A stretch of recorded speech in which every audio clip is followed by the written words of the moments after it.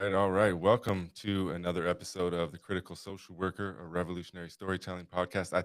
I'm not even sure what episode this is. I think it's 70 or 70 something. So we've been at it for a while. Dalton, you're flickering on and off for me. Is it Am doing I? it for you? I don't know why I would be. Let me know in the audience if you see Dalton. Is he flickering or is he normal for you all? Now you're blurry for me. They can see you as normal, so we'll roll with it. You're All just right. flickering for some reason on my end. Um, yeah, well, like I said, welcome to another episode of The Critical Social Worker. I'm very happy to be joined by a very old friend of mine, Dalton Castor.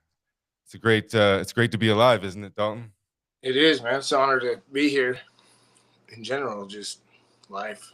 I made it through a couple things, and it's a pleasure just to be able to speak to you still. You know, Yeah. As we're going to go through, there's a lot of things, I think, from both of our stories, but maybe even a little more for you, Dalton, that uh, experiences in different experiences that, you know, that maybe a majority of people don't make it through. And I was thinking, as I was thinking about this and talking to you, I was remembering my own time. And we'll circle back a little bit and talk more about how we know each other and stuff. But um, when I was on the streets, addicted to meth, and I checked into rehab, I remember going up in there, and there was this guy named Mike, and he was the one. He like did the intake. He's interviewing you and talking to me, and he's asking me, and he made me check that I didn't have like marks on my arms for shooting up and stuff like that. And I remember he walked me into the administrative room or something, the filing room, and he pulled out all this big drawer of like pictures and files, and he's like, "These are all the people that came in here for meth addiction. You know how many of them are still doing well? Like he's like less than 5% or something like that." And he's like, "Do you know where they go? They die. They go to prison. They get it put into other institutions. They're lifelong addicts and things like that." And at the time, I was like, "That's not true." And I got to know like my friends and the other people in treatment and made good friends and relationships. And I think there's one or two still around, but out of all those people, I don't know where any of them are at. And so when I think about it, like I'm lucky just to have made it through that. You know what I mean? you are, and it's sad, but a lot of those, they're dead. You know, it is. It's jails, institutions, or death, and sadly, that's usually where it ends up. Man, is death, because a lot of us humans are a little too hard-headed. Our pride's a little too high to say we got a problem.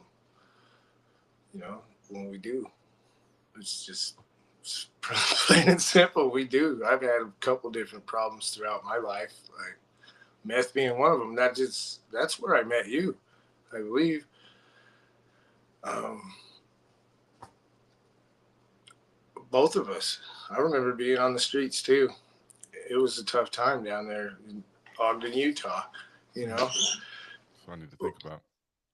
nobody thinks. I mean, you think back, this has been 23, 24, 25 years ago. You know, I remember riding up on a bike in West Ogden. You know how it goes. What else? Yeah. You remember any of these times with me? Yeah, that's funny. That's the story another story I wanted to open up with is that just to put it in context. So this is in Ogden, Utah. It's like I don't know, a medium-sized city in north of Salt Lake City, maybe the second biggest or second most, metropolis area in Utah. And it's funny that you mentioned like the things that happen in a place like that because when I, kind of took to the streets, I learned about all kinds of streets that I never knew existed before, if you know what I mean. And I ended up living out in a place called West Ogden. The town's kind of divided by a viaduct with train tracks and stuff like that, and it was like the real kind of hood over there, I guess you'd say, especially For for Utah. Ogden, yeah, for Utah. And I lived over there with this family called the name the Valencias, and it was like a medium to big size drug operation over there, selling drugs and all sorts of things going on. And so this is 20 plus years ago, and there was, it's not like cameras are easily accessible, and so we had this security system set up that was all wired. So it's really old school wires throughout all the house. And you could see like this grainy video going down the street. And it looked like there was like a bunch of black cars approaching. What's going on? Is it the police? Is it, who is it? Because the guy across the street had been raided recently.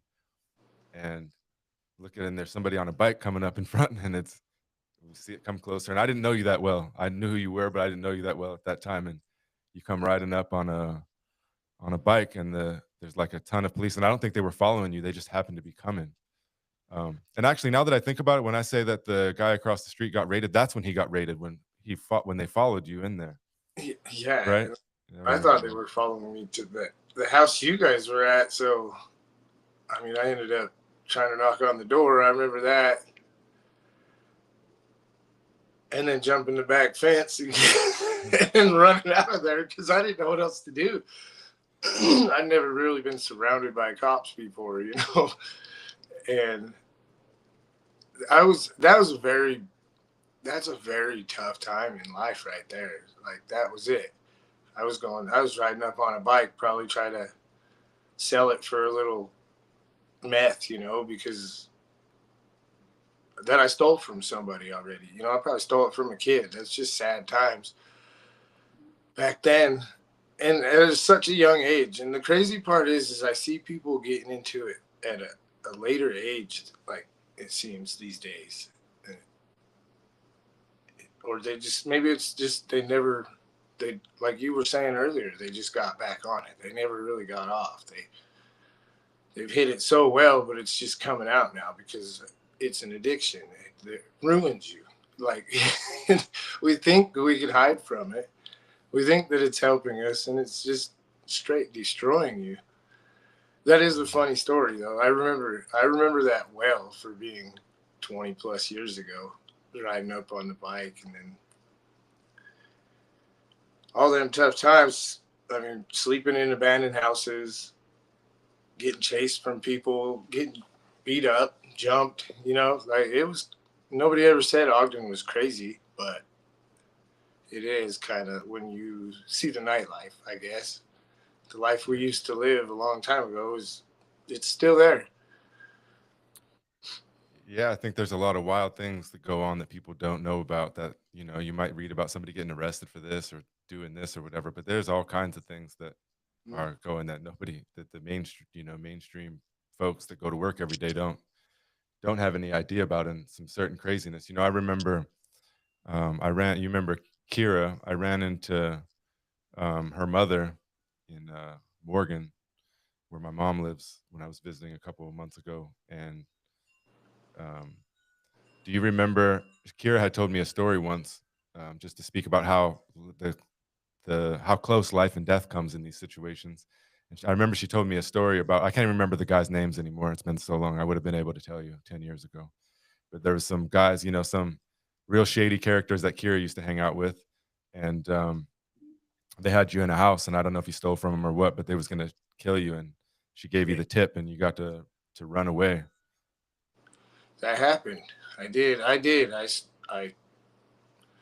was going to get him some dope, apparently, and I just walked away with the money. And later on, I ended up in an apartment, some girl's apartment, and I was going to get her some. And the next thing I know is there's a bunch of guys in there, and they just so happened to be the ones that I robbed. So, I mean, that was the lifestyle I was living. And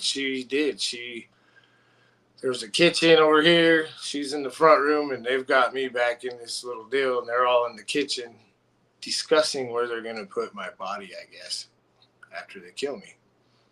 So she looks at me, and she's just like, go, you know, just go, like now. Like she was just like, and so I ran to the door, I opened it, and I took off and ran up through this fence. I knew there was a hole in a fence because I was kind of familiar with the area. I'd been living on the streets a little bit, and it ran up to the back streets, up into a freaking graveyard. Sorry, this gives me anxiety still talking about it. I've never feared for my life. Like, I have actually a few times throughout that whole deal. There's been more than once. There's been people breaking into my house, coming after me, thinking that I've done, because I was doing stupid stuff, you know, like that. And they were real. I didn't think it was real. Nobody, you know, like, but you get in there and it is. And I ran up through that graveyard, and that was like one of the most scariest things you can ever be in, like a position, because there's just a few roads. Ogden's not a big town. And all of a sudden you're up in a graveyard thinking there's people either behind you or going to the only street that you can get to. Mm-hmm. And they're chasing you with guns. So I ended up making it to somebody's house that I knew, ran up to the upstairs apartment, and they let me in, and I fell asleep that night. And then I don't think it was long after that I ended up getting in trouble at Walmart and had dope in my pocket, got, you know, and ended up going through drug court, which that's the program that really saved my life back then, you know. That time. Yes, that time. The first time. One of the times. Yeah. Well, That helped me learn how to save my own life, I guess I should say. Like the 12 steps, all of it. Like that's what helps me today through my second deal. And that was the problem, was back then. Got cleaned up, went through my 2-year program. I mean, it was court. It was every week. It was UAs every week, inpatient therapy, outpatient, you know, like just a lot for 2.5 years, meetings after meetings. I think I recall seeing you around that time. And that's when we became, you know, wanting to do better for ourselves. And yeah, we did. I'm so proud of you, by the way. well, I think there's a point here, like a lesson to be learned too, is that I've been teaching I taught an addiction course over the summer, and we looked at it like through a different lens, like saying that you know, healing from addiction just doesn't include like not using drugs or staying sober. You know what I mean? Like it requires like true healing for whatever was, because you wouldn't have done all that stuff to yourself before if you weren't already messed up. If you know what I'm saying, if there wasn't already something going on, so you have to heal all that stuff. And one of the ways that you could do that is connection. And I think of that time when you're talking about you went to jail for a while and drug court, and I went to rehab. So we were in different situations, but we were in the same area. And it's literally the thing that kept me going, because one of the hardest things about it is you don't have any friends, because all your friends do things that you don't want to be around, that you can't be around anymore. And so I don't have any friends, and I even have people that I'd see once in a while, and I'd have to figure out ways to, you know, not go with them and things like that. But recovery in those days in northern Utah was like really, really cool. Like they had pickup softball every Sunday, which developed into several different softball teams and connections there. There was like all sorts of dances and events, and It was. like people were getting, it was a young crowd, like RA, we were in our early 20s, and there was a really young crowd of people to hang out with. It was just really a positive in all the ways that they were able to allow us to connect. And without that, I would have been toast, to be Yeah, honest with you. I agree. Recovery was super strong back then. I'd like to see it like it's getting better. I think worldwide, I think people are starting to recover a little more again and seeing the reality of what's going on. And it's hard to turn a blind eye with social media. You know, I mean, now we get it. We get it. Like I put mine out there, and I put some pretty gruesome pictures, you know, and videos out there of myself. And this was after the fact. Like I said, we went to drug court, all this stuff. And my problem was I turned to alcohol after all that. So I went legally into addiction instead of illegally like I was, you know. So I was a high functioning alcoholic for years. I mean, I thought I was doing great, honestly. Like I got a job, you know. I mean, throughout this, I have 5 kids total, 4 girls, 1 boy. 2 girls did get adopted out, and they're doing awesome. I get pictures every year. I've actually got the chance to meet them now, but it's like all that pain, all that running from them people. A lot of this built up, and I held it, and it created like a PTSD. You know, so anxiety's real. You get it super bad, and little things can freak you out. But throughout that little, so when I started drinking after the drugs, I mean, it's what I was used to, kind of. Society accepted it. You know, that's how I seen the world. I thought I was doing good things, you know, like you go to a party, you go hang out with family, you go hunting, fishing, anything, you know, we'd have beers. I mean, that's just how life was, I thought. But to some of us, we can't just have a beer or three. We just have to drink till we can't function. We have to black out. And that's the problem with alcohol is it is a drug. So just like drugs, you take a little bit of one, the next time you got to do a little bit more, you know, especially if it's every day, just to get the same feeling you think you're chasing, which you don't find out that feeling's actually sobriety until you get sober, you know. And that road was long. It was long. I got my daughters, two of them they were 8 years old. You know, I ended up buying a house. So I got a job. I worked the same job 15 years. I lived a good life. I'm not going to lie. Like, I had a great life. It was fun raising my girls and then having my little boy. And like, it's just, it turned into no matter what, I had to have a drink with me, you know? So I'd go to work. After that, it was, oh, I can't wait to get home to drink. If you ever find yourself at work thinking about drinking, you might have a problem, you know? And I didn't realize that either till after. Like now, I've been sober for 5 years, and how it led up to that, just over 5 years now. And how it led up to that was my alcohol problem throughout the years grew into, like I said, if I went golfing with the buddies, I was getting hammered, you know, and family trips. I had to get hammered, go camping. It was just everything had to have, my world started revolving around alcohol instead of life. And for me, that was tough, you know, to accept. Like, I was drowning. I was going in debt. I was losing relationships because I was shitty. I'm sorry about the language, but I was a bad person. I treat people like crap. I didn't care about nobody but myself and my drink towards the end, especially, you know. And then I got to the point to where my son's mom left, you know, my daughters grew up, started realizing they don't want to be around that. So they distanced themselves.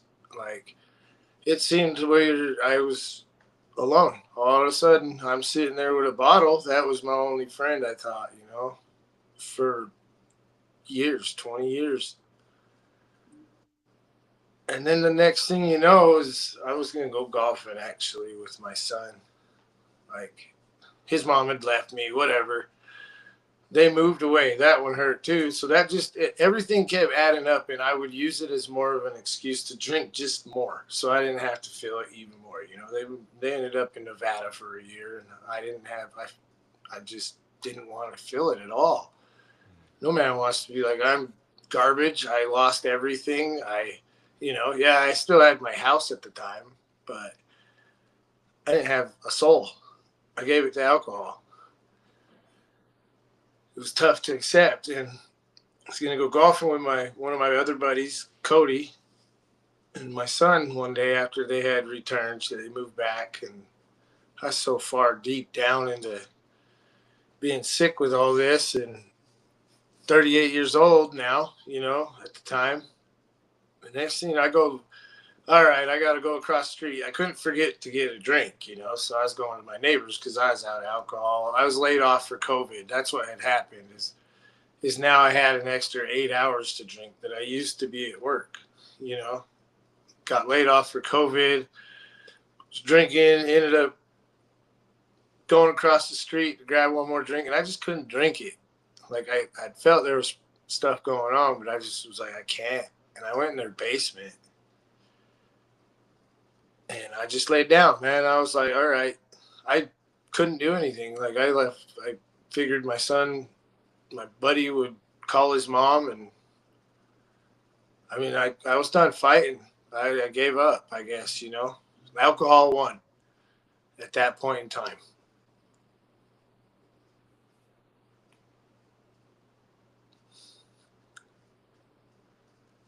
So I don't think I've ever said that.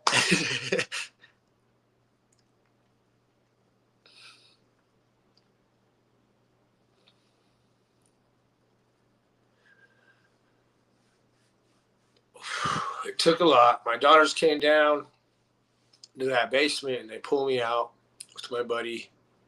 I mean, it took a lot to get me up. Walk across the street.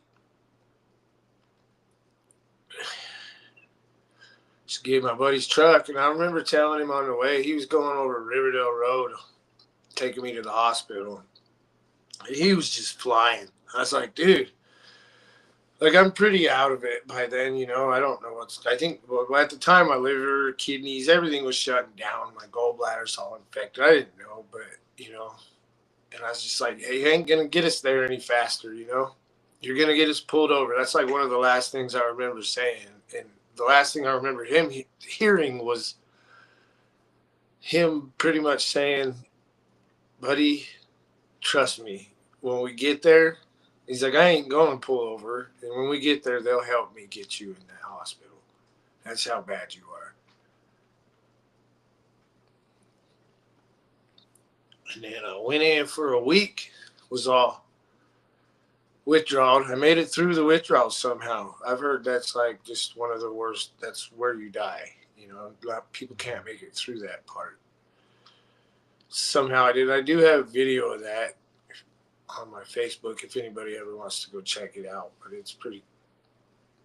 I can't speak. I'm singing opera in there, you know. It's just not me. I don't even know how to look at it anymore. And I'm in there for a week. And I get out, and I hadn't drank now, so I'm home thinking I'm getting better, right? Well, my MELD score was 40, so they pretty much gave me 3 months to get a liver transplant. Either with I had a 0% chance of making it, like a 0.0 something, without a liver transplant for 3 months. And I go home and I'm there for 3 weeks, and then my dad's like, yo, he's dying. We didn't know that a lot of that I was going to die. Kind of, I think they might have, but I think they didn't know the hospital pretty much sent me home to die because you don't get a liver in 3 months. You know, you just don't. There's no way unless I could get healthy enough. So they was pretty much like, you have 3 months to get healthy enough to get a transplant or you're going to die. 3 weeks go by. I'm home just trying. You know, I'm sick. I'm yellow, jaundice. My eyes are just yellow. This is the closest to death I've ever been. Like, I questioned it so many times throughout this whole little deal. I wasn't sure if I was going to make it. It really wasn't. It took everything. Like my shoulders, I had to get it. I have a titanium one on this side. I need one on this side. It eats your bones. I went down to 130 pounds. 6'1". I was 220. You know, I almost lost 100 pounds. So back to the hospital I go, and they just put me in an ambulance and drive me to a better hospital, I guess. They admitted me down in Murray, Utah, at the IHC. And it took about 3.5 weeks before we got me to figure out. I ended up with a tube draining out of my gallbladder bile that was, at one point it was black instead of yellow because your bile's yellow. Like, poked a hole in me. It had a feeding tube, and I mean, it's pretty humbling to be in that hospital room and not being able to be strong enough to even get out of that bed to use the bathroom. So you just got to go in your bed, or you try and it's all over the floor, you know, and all this is because of alcohol. It was nothing else. It was drinking, years and years of drink. I poisoned myself for years, and this was the repercussion. All over for weeks in that hospital room, just hell. It was during COVID, no visitors. You know, they even had me on the floor though that you couldn't, because you go insane. You have to mentally come back from all this, learn how to walk, pretty much. Like, it's rough. You don't, the elevators, they don't have buttons to get down and up because they know you're going to try to escape. I didn't care if I had a pole, a tower. I was trying to get out of there still. I didn't want to be in the hospital. I was rude to the nurses. Like, mentally, you just lose it. But that's the part, though. It's like, even though I doubted myself at times, we can make it through that. You know, Mm-hmm. we don't have to live like that no more. And I don't think a lot of people understand it. Like, it takes a lot to just get the story out. Obviously, tears come to my eyes when I get to certain parts because it still hurts. I'm not healed from everything. It takes time. Like, everything's just going to take time. And we have to learn how to accept things and understand things, who they are and you are even. Like, if you think about it, since the age of about 14, I never gave myself a chance at being sober until I was 38 years old.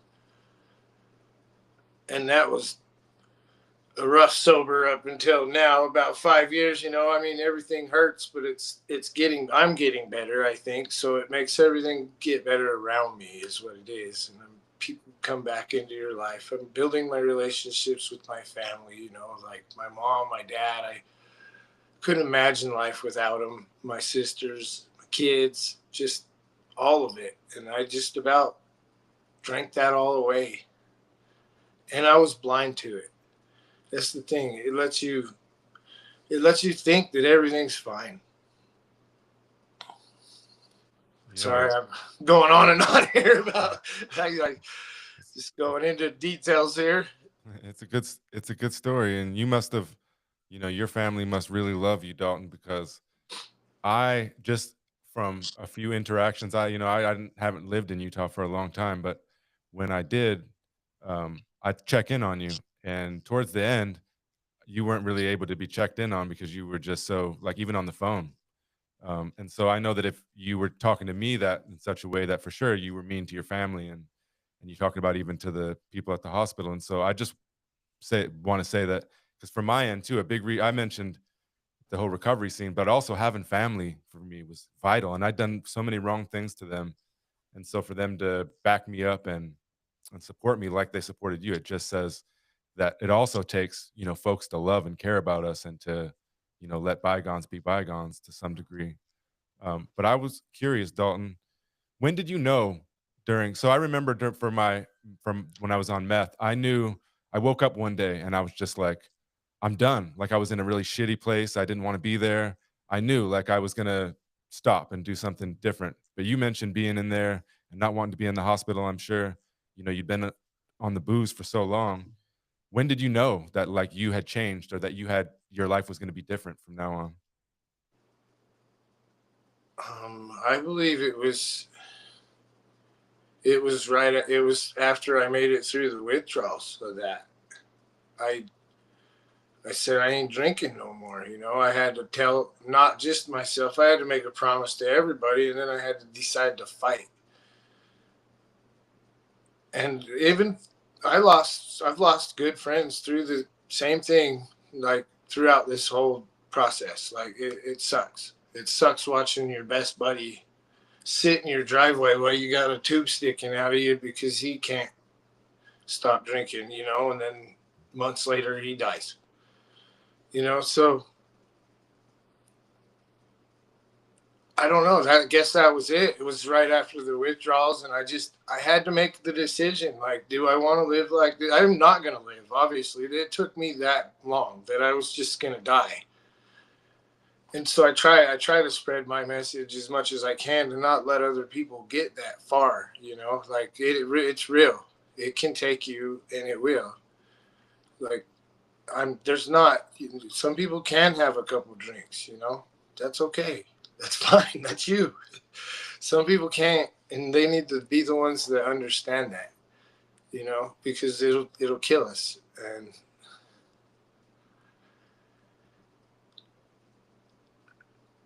That's it. That's the bottom. That's the bottom. I watched it take my uncle. I mean, how many? It's never.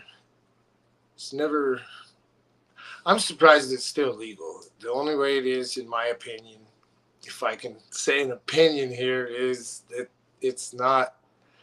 When somebody dies, it's never called they died by like alcoholism. You know, it's a heart attack or something. It's whatever goes last, or so it's not documented right, or it probably would be illegal. You know, with how many lives it's really taken. In my Yeah, opinion. well, even we're here from on behalf of the University of Alaska Fairbanks, and I don't have it right in front of me, but when you look at the little pie chart of deaths in Alaska, alcohol is just it dwarfs like everything, like it dwarfs all other drugs combined. It's just, and then it's so normalized and accepted. I think both of us know that through family and acquaintances and friends and things like that. But alcohol is just so normalized, and it's funny because alcohol can connect you in certain ways, right? You go out, you have a good time with your friends, you had really good memories, you might have a little hangover, but you really connected in a way that maybe your anxiety or something would have kept you from being so nice to each other, or something like that. But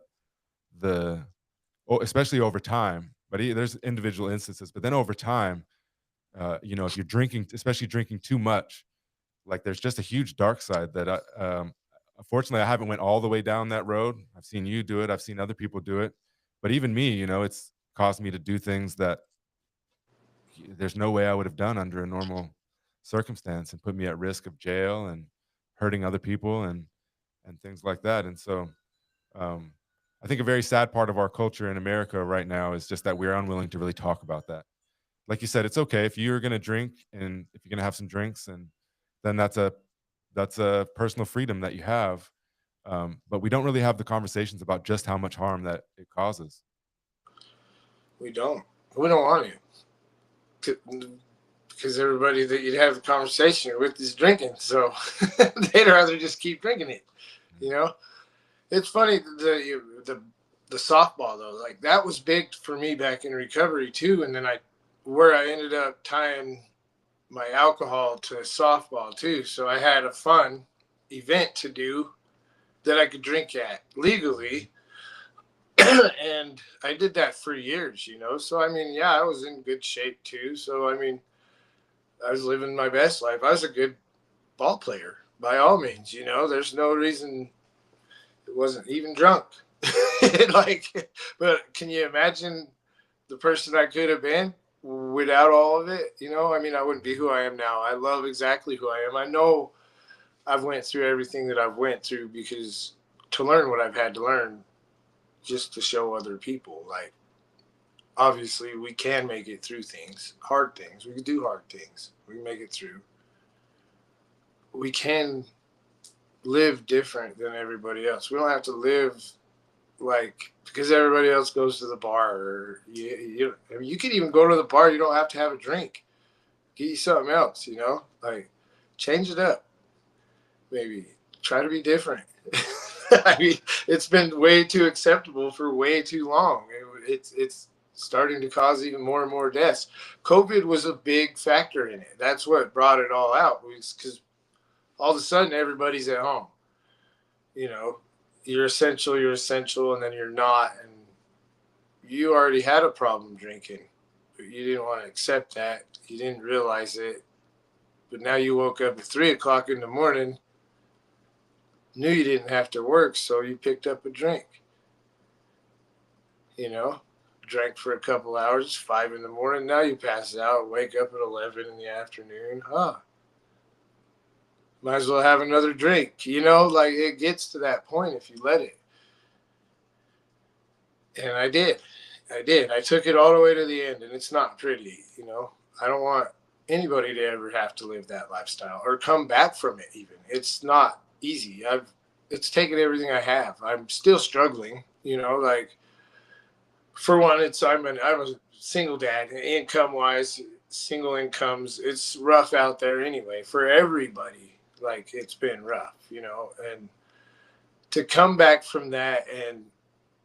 But if I look back to where I was, I have to be grateful, man, Like, how could I not be grateful? I have my kid, my son. I'm raising him. I have him 24/7. Like, he lives with me. So if that's not saying, like, at the end there, he was moving to Nevada with his mom. Now here he is healing with me, and it's such a blessing to watch your kids heal. Like, you don't know all the damage that you're really doing, but when you get sober and watch them heal from it, you understand how much damage you actually did. But it's not until you actually get sober that you'll understand that, or see it. But it's so beautiful to watch him grow now, and just the confidence come back. He's not so lost that he doesn't know if his dad's going to live or die. Like, no kid should ever have to go through that. And that's how my girls are too. Like, I see I'm so proud of them. They're older, obviously. There's a big age gap between my daughters and my son. It's not 10 years or so, but so I'm still raising him, is why I talk about him a little more. And they're off onto their own lives, and they're doing well, and I'm proud. I couldn't be more proud of my daughters for sticking through and just seeing that they didn't have to be like me. For one, they don't, like, it had to have been rough, because back then I was raising them too, like, by myself. So I had to think about it. A drunk dad raising daughters. I just let them go. They were running all over, and they still ended up making it, and they're making the right choices. And it's really cool to watch. It's really awesome to heal after so long. And this is the feeling I was chasing the whole time. I really thought alcohol and drugs were going to give it to me, but it was that I should have just stayed sober, man. And that feeling when you can finally breathe after you feel like you've been holding your breath for way too long, and you're just like, weight goes off your shoulders. That's where sobriety's leading me. There's hard days. What you needed was there all along. Right. You went chasing something that gave you a certain kind of feeling, but it, like I said, it takes you down to the dark side. And I think that's one of the things, alcohol and other drugs too, but alcohol really takes your consciousness. You know what I mean? Like, the more you drink of it, the more it really, like, you smoke a lot of meth, you're going to become real alert if you've got some sleep. You know what I mean? But alcohol, you're gonna, you lose your consciousness. And what it also does is it sounds like what you found was a sense of responsibility towards your children, not just yourself, but your children, for their healing, and to play a part in that as well. And if you drink every night, for example, then you can skirt that responsibility, because you takes your consciousness away, and so you don't have to sit with yourself in the way that you would in sobriety. And so, sounds like, brother, that's exactly what you needed, was just what you had all along, your family and the ability to be free from it. Because, right, I mean, there's many ways to go to jail. You could have been locked up in a real prison, but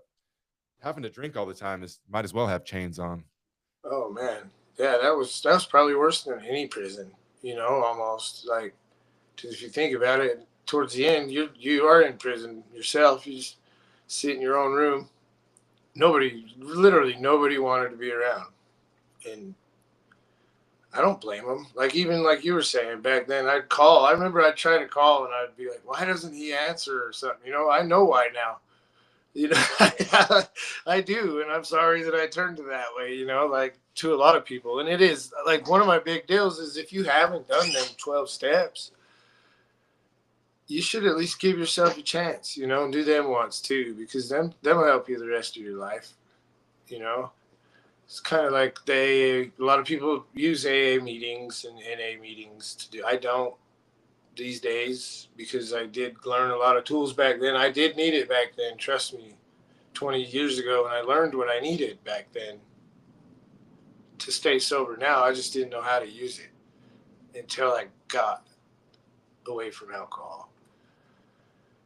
And now it's rebuilding your life. I mean, them doctor bills don't go away. Your rent don't go away. Your mortgage don't go away when you're sitting in the hospital. None of it. It's just all adding up. So now you're just in a worse spot. You have to have the will to want to climb out of that, and know that it's going to be hell. Know that it's going to be lonely. You know, you're like you don't have a lot of friends when you get sober because they don't want to invite you to go golfing. They want to get hammered and don't want to feel awkward with you around being like all sober, you know. It's the only drug you have to make an excuse not to use. Right? It is. It's pretty crazy. So What was different? So we talked about when the after the meth, and we were in our early 20s and had all these things going on, playing softball, meetings, up the wazoo, all that kind of stuff. What's different about this time when in your 40s, early 40s, so 20 years down the road? How has your recovery looked different? How have you been able to? I know you mentioned a lot of community and connection with your family, but how else have you found um, community? it's just I don't even know really. That one's kind of a hard one because it's just I've had to accept a lot of things that nobody's pretty much coming to save me this time. You know, I've had, like you said, I'm gonna be 44 here in a couple days, but I've had my whole life to figure this out, and I've just taken a different route. I haven't, I guess, allowed people to enable me as much. Like, yes, when I first got out, there was a GoFundMe which helped my medical bills and like helped me get through a lot of stuff. And I'm so grateful for everybody who donated at that time, you know. And I'd love nothing more than to get into a situation to where I can actually give back to multiple people, you know, or even the people that helped me out. Mhm. And eventually I will, but I guess it's just the will to want to do better. I had to make a decision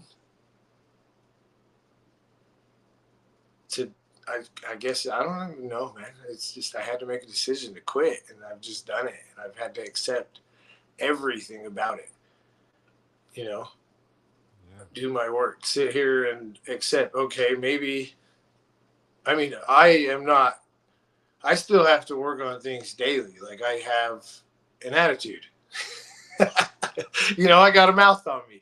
So I feel like everybody's entitled to my opinion, which they're not, you know, especially if you're at work and or anything like that. And I've had to relearn how to live life sober.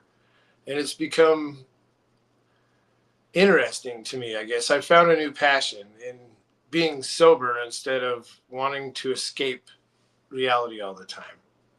You know, I've accepted the fact that I needed to grow up and step up and that nobody's going to save me.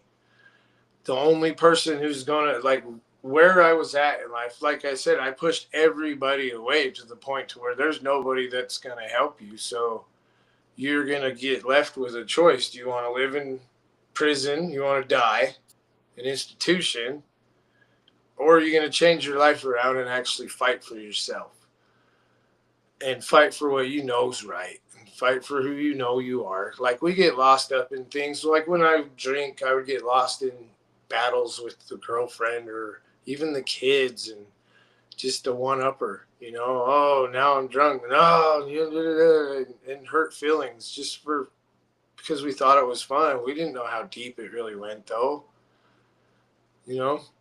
And so I've just had to change as a person and accept it, accept that I was a problem. I was my problem, you know. I was the one treating people like crap. I was the one ruining relationships. I was the one that needed to change. I was the one that needed to get better. I was the one that needed to work at building them relationships back. You know, it's nobody else's responsibility but mine. So I've just accepted the fact that, like, certain people, yeah, they're not my life no more. They don't even deserve to be, honestly. I mean, not in no rude way, but I can love somebody from way over there, you know, and wish nothing but the best. But you need to stay away, you know. There's a lot of people like that just aren't going to be good for you, and you got to learn. Yeah, it's one of the things I noticed, especially moving away. I know you've mostly lived in the same area, but moving away and then coming back, you change and other people don't change or they change in a different way. And it's hard to sometimes maintain relationships, especially when, you know, they might have included drugs or alcohol before. I have a lot of people that I just don't. I'm not saying we're not friends, we're not cool with each other, but I just don't vibe with in the same way because I don't, I don't live that kind of lifestyle. You know what I mean? I have more important things, like you said, family. And I wonder, there's some comments in here. I'll get them to him in a second. And if you have any questions, feel free to pop them in the chat if you have any questions for Dalton. Um, but what was I going to say? I lose my mind sometimes when I I'm do too. It's fine. when I'm when I'm in here. Oh no, I was going to say. So we've talked about several times where you skirted death in situations, whether that's just being involved in the meth game, being shot and killed. I'm sure there were other incidents as well. Um, the alcohol poisoning, or the liver failure, all that you went through. Have you ever? I'm sure you have, but have you reflected on your idea, like any kind of divine intervention? When I imagine you with your son and your daughters and everyone, but your son specifically, I'm just here envisioning, well, like, why was he supposed to make it through all that stuff? And it seems pretty clear that that's what you would have been, if you were supposed to have done, if that makes sense. Yes. So do you attribute anything to like any divine intervention, or have you thought about that? I mean, what pushes me through that's it. These are my kids. I know people tell you don't do it you have to do it for yourself, which I am. But at the same time, it is for my kids. Like I need to just be better. I somehow got it in through all that negative darkness. There was light. There's only one way that I made it through, and that's higher powers. It's unexplainable. I can't explain it. Like, even I read the doctor notes and it's like echo unremarkable. Like, the doctor's like, how is he alive? And it's faith. It's just, I have to keep faith, and that's what's working for me. Like, we all have to just do what works for us. And if you don't believe in a higher power, then you don't have to, but you got to find something to believe in, or something to thrive for, to remind you that you don't. I mean, there's times that, sorry, I think my child just got home from school. Scared me. There's times where everybody's going to struggle. If you've been addicted to something, like, I even think I've thought about meth before, just not even the fact of doing it. It was the money. There's different addictions involved with different things going on, so. We got a couple comments in here. Just Alicia says, thanks so much, Dalton. Your story changes lives. Love to you. Alice says, thank you for sharing your story. Alcohol is the reason I worry for my family also. And Carol said, it's tempting because it does help. I'm talking about alcohol, it does help anxiety and fear, but it leads to death, car accidents, by suicide, violence, and so much, so much. And isn't that the truth? Just how many things it is involved in, like suicide, and whether it's a DUI, car crash, really. And I think a lot of suicides that happen when people are drinking, that they wouldn't do it if they hit the next morning. You know what I'm saying? And so it's an accident. Right. 100% right on that one. Most of them, yeah, some sort of a drug. Lots of it's alcohol. They'll be drunk before, they go ahead and try to take a pill or put a gun to their head. It makes you think. Like, I just spend money like I had it. I would act like I was rich when I was drunk, go to the strip club all the time, acting like I had money or something. I didn't. I should have been spending that on my kids, but I was too drunk to realize that at the time. I guess I wasn't. I just didn't care. That's what it does to you. And I want to thank everybody who commented, and for even commenting and showing love and supporting us. And this journey is, I do try to help. Like, even if I could help one realize that, hey, I don't need to drink, man. Look, this guy's not doing it. He's cool. I don't know, he's doing just fine. He actually looks like he's doing better. That's what I want to see. I am doing better, from where I was. And that's why I share it from the beginning, because I want people to see them jaundiced eyes from in my pictures, you know, from the old ones. Like, I want them to see the yellow skin. I want them to see the tube sticking out with, like, look, this is where it leads. Like, if you're struggling and you really have a problem, that's where it leads. You know, it's death. It does. It's poison. Nobody's going to tell you that, especially the big alcohol companies and everybody who's making money off you to kill yourself. I think it's population control, really. Well, I always say this, it's real interesting how you could watch like the NBA or Major League Baseball or NFL and the most pristine athletes in the world, and then when they play the commercials, it's all shit that's bad for you, and especially Yep. alcohol, you know. And a lot of times it'll be like an old player's voice or something like that in the like narrating it, so get you with that All promoting. familiarity. Yeah, I've been to jobs where it's like in you know, in the social work area of things, and you think, oh, they wouldn't talk about drinking in such a way, or went to like some training about trauma, and everyone jokes about how they're hungover, like it's just It's such a casual, man. common theme. But we really shouldn't be talking about trauma with a hangover, if you know what I'm saying. Like that, it doesn't really, it doesn't vibe well together. Um, but it's like I said, it's so normalized that we can't see it. Um, Yeah. and like I said, it's the only drug that you have to make an excuse why you're saying no to it. Anything else you'd be seeing, oh no, no marijuana, no meth, no Yeah. whatever, you're seeing like, oh, good job. But if you decline the alcohol, then you got to have a explanation ready. Why? Why don't you drink? Well, let me tell you. That's what I usually say. How much time you got? We're at 51:50. Yeah. Any if anybody has any last minute comments in the chat, go ahead and put them in. What advice would you give to somebody, Dalton, that is in the throes of it? How would you tell how should they make the first steps to getting whatever it is that they need to find healing? I mean, first go to rehab, go withdrawal if you're not that far. And if you are and you're thinking about giving up, don't. Just don't. Just today. That's it. That's it. Make it through the day and repeat that tomorrow. You know, that's all we have to do every day. That's one thing that'll keep me going forever is that I get to live for today. And it's get to live. I don't have to do anything.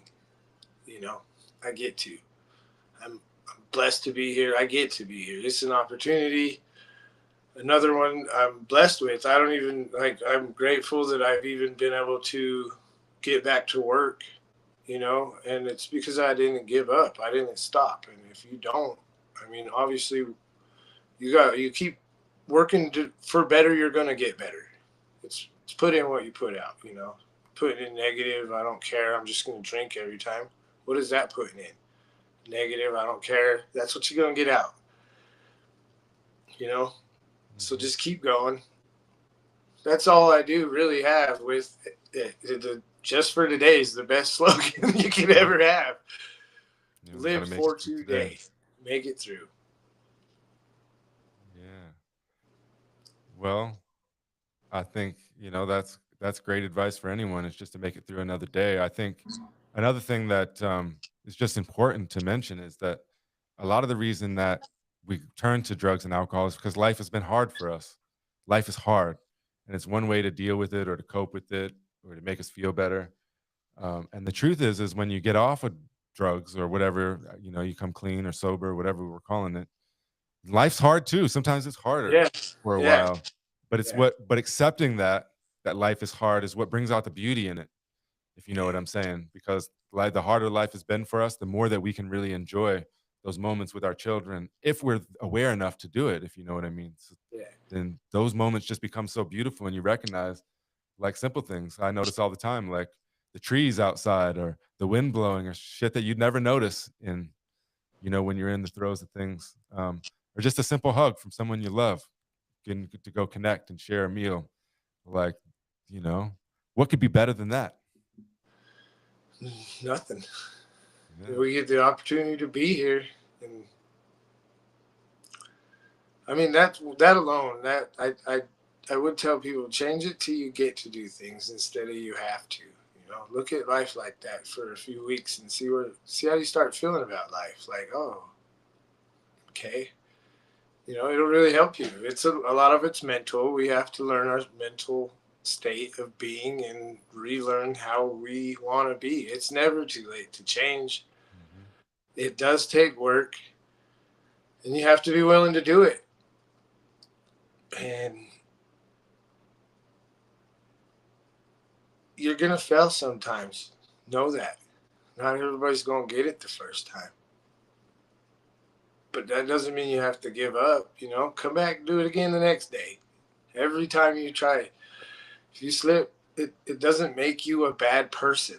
I'm not saying that at all in any way. Like people that drink or do drugs, they're not bad people.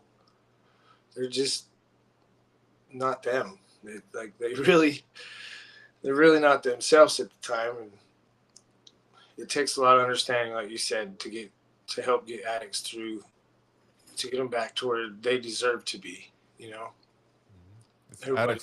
addicts are a bunch of people walking around with holes in their hearts. They need to become whole. You know what I mean? They need some love and they need to be connected. And that's how you heal is, taking that hole and turn it in, to being a whole person. It's awesome. Just the whole experience is opened my eyes to a new view of life. Like I followed the crowd forever. I drank because it was easy, or because it was cool at first, or because it was made me feel this way or that way, and then I drank for this, and then I drank for that, and then that's the thing, is I always had a reason to drink. And when we were talking about that life being hard, it's for some reason us as humans got it in our head like it's supposed to be easy. Like somebody's ever told us it was going to be easy. No, that was just our own thoughts, or somebody else has said it. And it's always it's that you get better. That's the part. You learn, you get through, you grow, you get better. And I mean, this is one of them. If you can conquer alcohol, like, I'm not gonna lie, your life, you are gonna get better. You're not gonna be poisoning yourself anymore. You won't be feeling the way that I feel even now. Like arthritis took over because I went malnourished. 130 pounds. You get super unhealthy. All your organs are shutting down. Arthritis, if you have it at all, it starts taking over, and your body's fighting everything it possibly can, and you're just weak. But you can make it through. That's my whole goal. That's to show people that we can, and it's never too late. You know, give yourself that chance. Yeah, absolutely. Change your reality. The reality that you might be able to code switch and, I wish I had some shades here, take off, put on the shades and and go a different direction. I'm serious about that though, you know what I mean? You can Absolutely. change your reality. You And it can. also, I think what you said is also a warning, a serious warning. And, that if you're on that path, then the sooner you check yourself, the better. The sooner you are able to heal from it, the better, because there's consequences, right? That Yes. health consequences of health, even relationships that somebody may not want to forgive you for something, and that's in their right to do. You know what I'm saying? So there's consequences, and so the sooner that you can heal yourself, then the better. Yes. Unless you're gonna destroy. Mhm. There's a few more comments here. Carol says, "Thank you, Dalton. Um, when you say if we can help just one, the good news is that there are people out there, and you are helping every day just for being open." And Jesse said, "Every second is another chance to turn it around." Yeah, um, all very important, very Thank profound. you, Carol. That brought tears to my eyes. Like happy tears, of course. I'm pretty emotional now. I get there. It's pretty easy to get me onto that level to where I can. I mean, I've healed. I can cry again. I'm not a heartless worm, I guess. Like I don't know how to say it. I'm not heartless anymore. Like I have emotions. I needed to feel. I was so dead for so long inside that I didn't even know I knew how to feel, and I needed it. Honestly, that's that I, part where I want you to give yourself that chance. I think that's important because by you doing that, it gives other people permission that see you do that and might be feeling a certain way. It allows them to let go, because that's, if you think about it too, like addiction, being in the throes of when you were talking earlier about being in the depths of the alcoholism. I'm like, it's like sometimes we just hold on to something so tight that if we just let it go, then we could start the healing process. You know what I mean? And I think same thing with emotions. Sometimes we keep them all pent up inside of ourselves when the thing that needs to happen is you just to let it go, let it out. That's why it's important to have people to listen to us too. You know what I mean? It is. And people that it. have been there and understand and can get through it and have been through it, even, to support you. Like a lot of people, we don't want to listen to the knowledge that they have, but honestly, that knowledge might save your life or somebody so it's nice to, it's always a learning process here. Yeah, absolutely. Well, Dalton, it's been awesome to talk to you and reconnect with you and learn. There's even gaps for me. I didn't know your whole, post, alcohol surge or your post alcohol journey and all that. So I learned a lot. I just want to commend you for, moving forward despite life being hard and just creating all the healing for yourself, for your family, for the people that listen to you, inviting them to heal and to get help where they need it. Just much respect to you. And I just wanted to open it up. You have any last words? I just want to thank you and everybody else who even joined, or I thank everybody, man. Just the support, the love. It does help keep me going, like even when, that's why I post on Facebook a lot, is just it makes my heart warm when somebody's like, congratulations, or hey, I got 30 days today and your story inspired me. Like that's one of the best feelings you can ever have right there, is when somebody tells you that you've really helped them or inspired them to do better. And because you know what's coming, now you get all these couple more years and they're like, what's coming for them. So it makes you happy for them. Genuinely, it's nice to be able to be genuinely happy for somebody. I have trust issues with so many people for so long, and I still do. I'm working on it to this day. I'm working on all my issues still. I have plenty, trust me, but just keep going. And I really appreciate everybody who's commented and just been here with us. And Ace, I appreciate you for the lifelong friendship we've had. I mean, ups, downs, through it all. You've taught me so much, and just your growth, and I'm being able to watch you and your path, and it's been awesome. How far you've come too, and like that's examples for me to be able to follow. Again, Yeah, thank you all. yeah. I appreciate you, Dalton. Everybody else appreciates you. It's just a pleasure. I remember when I first got out of rehab. You remember Lil Lazy? Yep. Jesse? Yeah, he was driving by and he picked me up and he was like, "What have you been doing?" I was like, "Oh, I went to rehab." And he's like, "Ace, you didn't go to rehab. You are not." You like he just couldn't imagine me as not being the dude that runs the streets and whatever. And so I think it's funny to think back to those moments and even the stories that we told earlier, and just to see like where life was at, how far we've come. Like it seems like it's a different world. The world was dark back then. We weren't all connected. We wouldn't have been able to do something like this. Right. Yeah. So Social media helped a lot too. Yeah, different. Bring so much stuff to life. I don't know. It's hurt a lot too. Yeah, definitely has. Well, I think we can connect here, but sometimes we don't know our neighbors, if you know what I mean. Right. Well, all right, Dalton, we'll leave it at that. Like I said, it was a pleasure talking to you. Much respect to you, and thank you for taking the time and sharing your story with us. I really appreciate it. I'll get this up and posted in the next couple of weeks. Right on, man. Thank you. All right, Dalton. Peace. Pleasure's mine. Thank you.